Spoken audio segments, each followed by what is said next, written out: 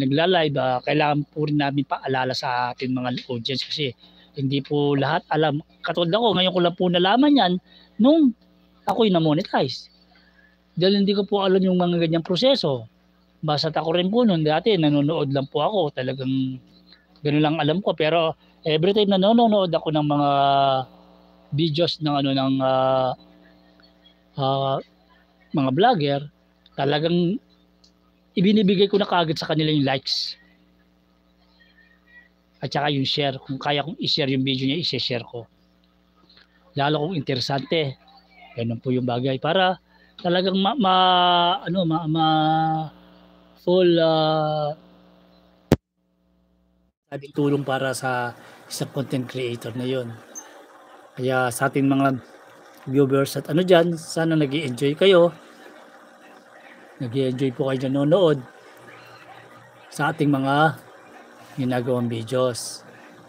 Don't forget to like and share. Yun palagi paalala ng inyong abang lingkod na si Ethan Crabson at ang ating mga Transformer more than meets the eye. Transformer robot in disguise. Diba ganun po yun? Na nakaka-enjoy na panoorin yan. At si Breezy Tech 50%, yun. I absolutely love that Soundwave figure. I remember buying it 11 years ago. Isipin mo 11 years ago. Ang Transformer Prime po ay na po 13 years na. 13 years na po ang niya, ang Transformer Prime.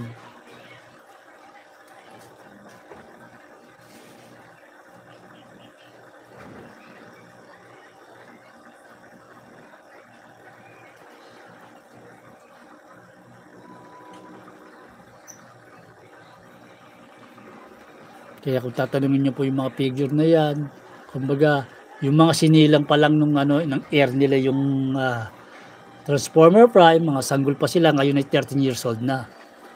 So kung karamihan, yung karamihan ng mga naging fans niyan nung time na yun, may isip na sabihin natin na 3 to 4 years old, 3 to 4 years old, i-add nyo po yung time na yun, plus 13, edi 17. Mga teenager na po ngayon, yung mga talagang nakasaksi sa Transformer Prime.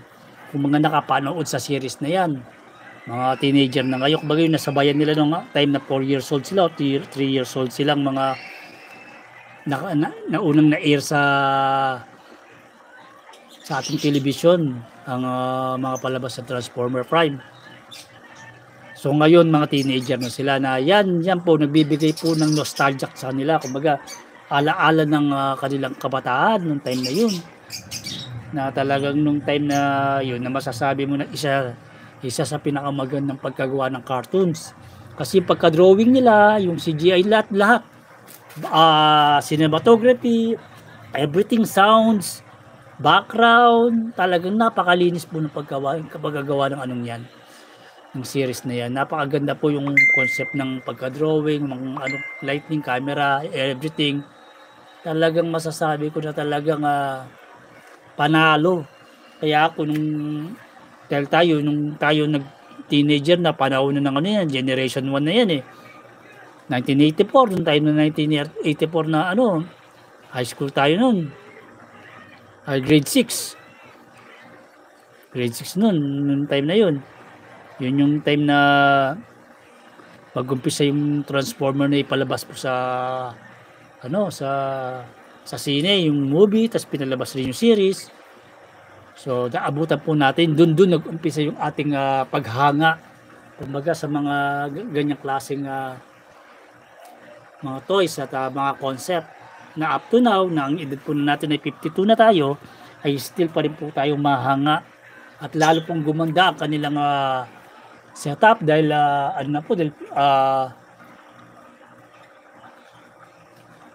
modern na po ang panahon natin ngayon, kaya modern na rin po yung pagkagawa ng mga type of robots nila, lalo yung mga Bayverse, Nightburst, yung mga ngayon pong ngayon po sa movie, yung movie adaptation ng Transformer, kung makikita nyo po yun.